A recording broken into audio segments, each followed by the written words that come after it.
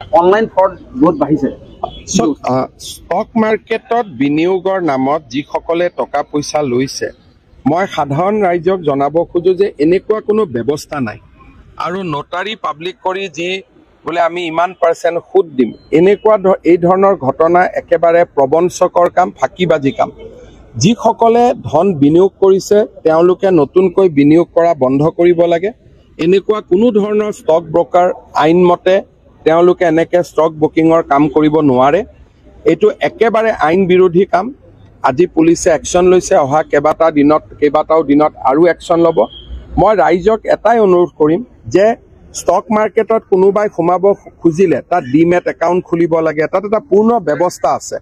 এনেকৈ ব্ৰকাৰৰ through the stock মাৰ্কেটত যোৱাৰ কোনো ৰাস্তা নাথাকে। এই গোটেই ব্যৱস্থাটো এটা ফ্ৰড আৰু এটা প্ৰবঞ্চনা।